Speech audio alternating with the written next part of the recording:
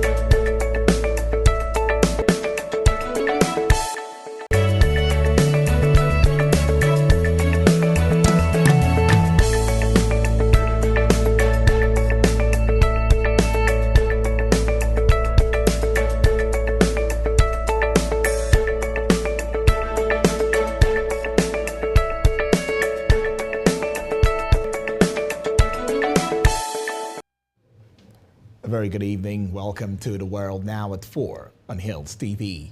I am Uduak Daniel. First, let's talk the headlines. And on the headlines, Senate amends Electoral Act allows statutory delegates vote. Still on the headlines, Malian Islamist denies ICC war crimes charges. Also on the headlines, Turkish flight aborted as passengers get plane crash pics. And on sport, FIFA okays Brazil versus Argentina. Yemi Osinbajo earlier today visited Bauchi State, where he is expected to meet with delegates of the All Progressives Congress, that is the APC. The visit is part of his meeting with delegates to woo them to vote for him to become candidate of the party in 2023 presidential election. Osinbajo, who landed at the Sir Abubakar Tafawa Balewa International Airport, Bauchi, around 11:45 a.m., headed straight to the palace of the Emir of Bauchi. The Nigerian Senate has amended Section 84, Subsection 8 of the Electoral Act 2022, which will enable statutory delegates participate in political parties' congresses and conventions. The current version, which was assented to by the President Muhammadu Buhari in February this year, prevents statutory delegates from taking part in party primaries. Statutory delegates include councillors, local government chairman and vice chairman, political party chairman in all of the 774 local government areas, state and federal lawmakers, governors and their deputies. President and Vice President, political parties' National Working Committee members, State Parliament and secretaries. The Red Chamber amended the clause after considering a bill sponsored by Deputy Senate President Ovie Omo Agege during plenary on Tuesday. The amendment will allow statutory delegates, in addition to the delegates elected by various political parties, vote during congresses and conventions to elect candidates for various political. President Ahmad Lawan said the unintended clause had to be amended before commencement of party primaries. He said the House of Representatives would also pass the same amendment on Wednesday before transmitting it to the President for assent latest next week.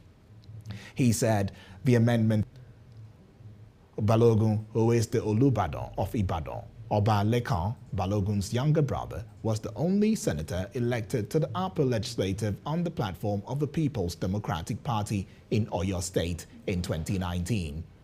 The senator resigned from Ibadan with Senator Teslim Folarin, who is set to declare his governorship ambition at the same ceremony.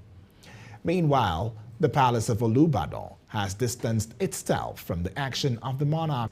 The statement reads in part, the purported station of Femi Balogun, son of Olubadan of Ibadan land, Oba Senator Lekan Balogun Bate, and a politician in the state, Olasukanmi Tegbe, is a private and personal affair of Femi and has no blessings of the Olubadan Palace. Abia State government had located at Uzuaku community in Ukwa West, a local government area of the state.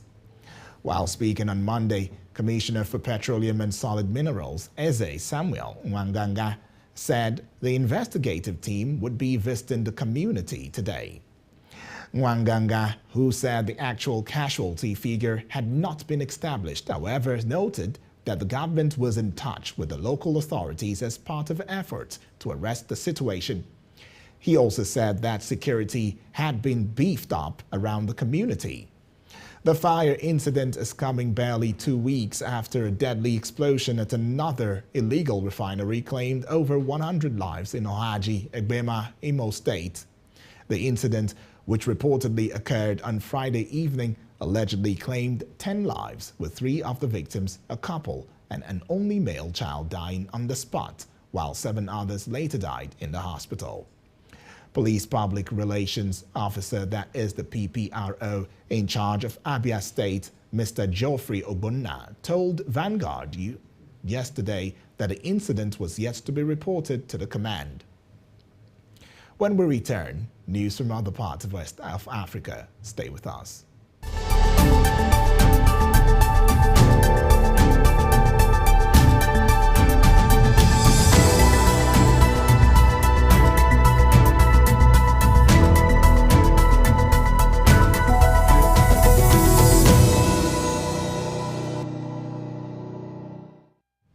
Welcome back. Glad to have you back on The World Now at 4 on Hills TV.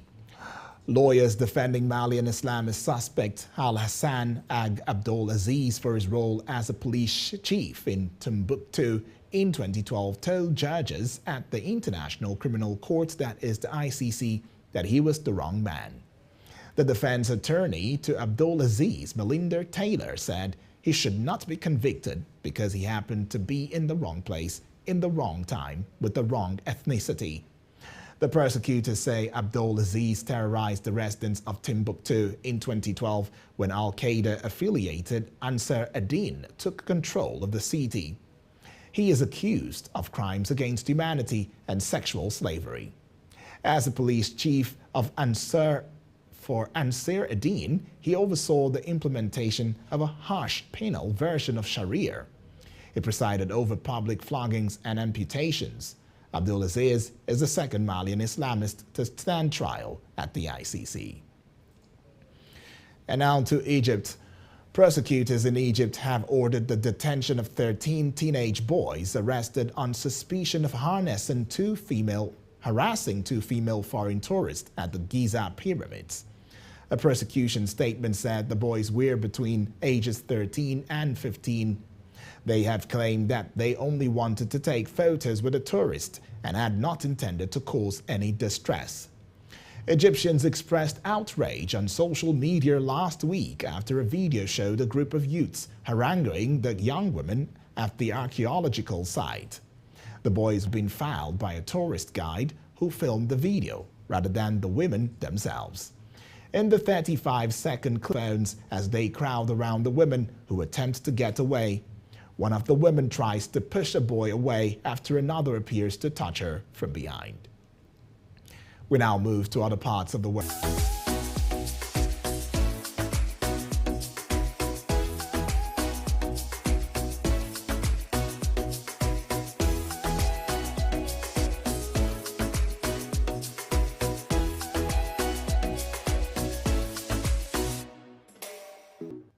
Welcome back and thank you for staying with us. The captain of Turkish flight aborted its takeoff at Israel's main airport after passengers received plane crash images on their phones. Israel's aviation authority said the aircraft was taxiing at Ben Gurion Airport when the incident happened as suspects and are being questioned. The plane departed 5 hours late after being cleared to leave. The Boeing 737 with 160 passengers on board was on its way to take off position when passengers alerted crew that they had received the photos. The captain was informed and uses to send files from one Apple device to another across short distances. All the images were received on iPhones, it said. The pictures included a plane. Passengers were told they could reboard a re-inspected plane or stay in Israel. And when a family from the U.S. produced a live artillery shell at check-in, what they had planned to take home as a souvenir. Bringing you more stories.